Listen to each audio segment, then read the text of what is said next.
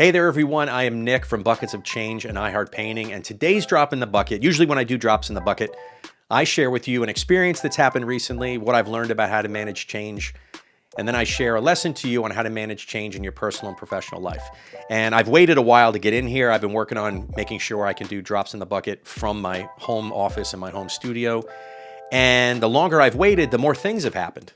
And suddenly I have this culmination of things to share with you that relate to change that I had to respond to that happened in my life, but also change that I'm making in my life. So the two of those things, those two items, are two specific events that I just recently shared on my socials. One is my outground pool sprung a leak, and I had to jump in there last weekend with homemade waders. I didn't have boots high enough to get in the water, so I wrapped my legs with garbage bags, zip tied them, jumped in to figure out where this hole was as I was cleaning out all the leaves. And unfortunately, I misjudged because that water was much deeper. It went over the zip ties, filled the garbage bags, and the whole time I was cleaning the leaves out, I was sloshing around 3 to 4 gallons of water on each foot. Definitely not what I expected, but I had to find the leak. I had to figure out where it is. I think I found it, but I had to do it. Not what I expected. The next one, change that I'm making in my life, is my wife and I decided to remodel our bathroom, and what I thought would be easy is much harder. We ripped out the floor and realizing there's layer upon layer upon layer of flooring. It's nailed and glued together. We have to rip it out, saw it out, pull it out. Nothing of what I expected to do. I thought that would be super easy to do. But with each obstacle that's happening, I have to figure something out. I have to come up with a new tool to do it.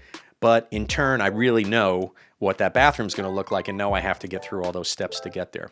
So I was thinking, if I was to go back and talk to my younger week, 2-week self and give 3 valid points of advice that you can use too in tackling change that you have to respond to, but also change that you didn't expect.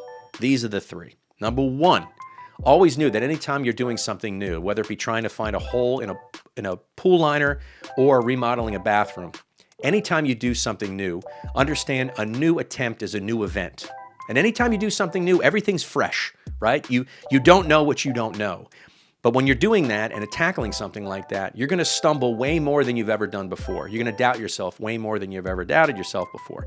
But the trick is realizing that those feelings are necessary to get through that first time doing anything. I mean, think about it. Anytime you've done anything new, you always have to go through that to get where you want to go. So you have to just make the commitment to yourself and accept the fact that any new attempt is a new event, and you have to treat it like it.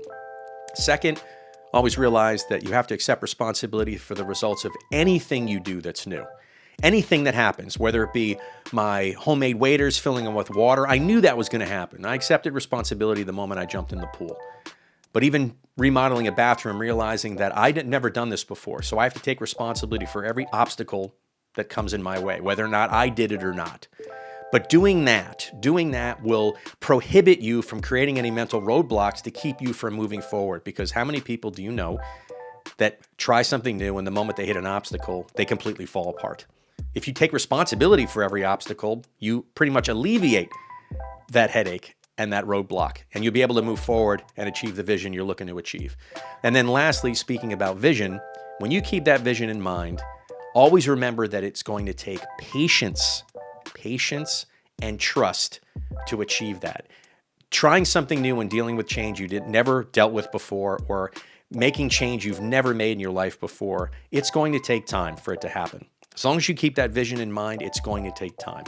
Have as much patience as you can with yourself, and also to ensure that you trust yourself to figure things out. You have to believe you can do it. If you don't believe you can do it, that doubt will set in and all your attempts and your efforts will stop. That change will never happen, or you will never respond properly to the change that's happened around you.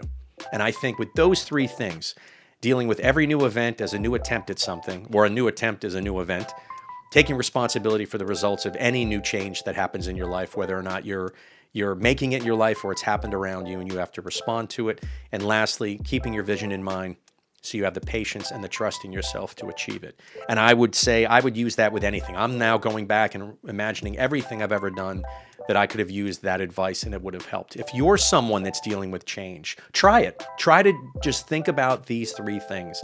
And I guarantee you it's going to help you look at this change that you're responding to or making your life a little bit different. Change is hard, but if there's any way to alleviate that, to kind of make that weight a little bit less, you will achieve what you want to achieve. And trust me, you will build the resilience that every time something happens around you that you didn't expect, or you want to make the change in your life, you will be able to do it faster and easier.